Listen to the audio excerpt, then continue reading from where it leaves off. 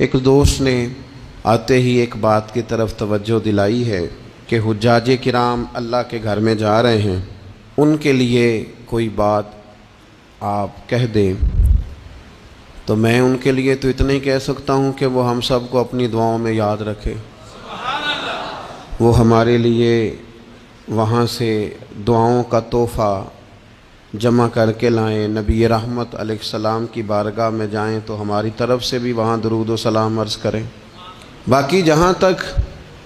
مجھے اللہ نے موقع دیا ہے یا میں اگر کسی کو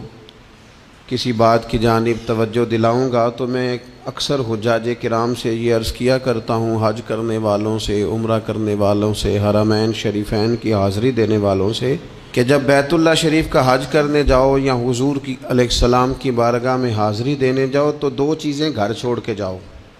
اور دو چیزیں ساتھ لے کے جاؤ۔ اپنا غصہ اور آرام طلبی کا مزاج یہ گھر چھوڑ کے جاؤ۔ اللہ تعالیٰ نے قرآن مجید میں فرمایا وَلَا جِدَالَ فِي الْحَجِّ، حج میں جھگڑا نہیں کرنا، غصے گھر چھوڑ کے جاؤ۔ اور یہ جو بعض لوگوں کا مزاج ہوتا ہے نا ہر وقت آرام پسندی کا، مجھے اپنی مرضی سے سونا ہے، اپنی مرضی سے اٹھنا ہے، یہ چیزیں ٹھیک نہیں ہوتی۔ اور پھر میں نے دیکھا ہے، آپ ان لوگوں کو دیکھیں نا جو یہاں سے پہلے کراچی جاتے تھے، پھر وہاں سے بحری جہاز کا سفر کرتے تھے، ہفتے ڈیڑھ میں وہ وہاں پہنچتے تھے۔ اب تو حاجی کے کپڑوں کی استری خراب نہیں ہوتی تو مکہ آ بھی جاتا ہے،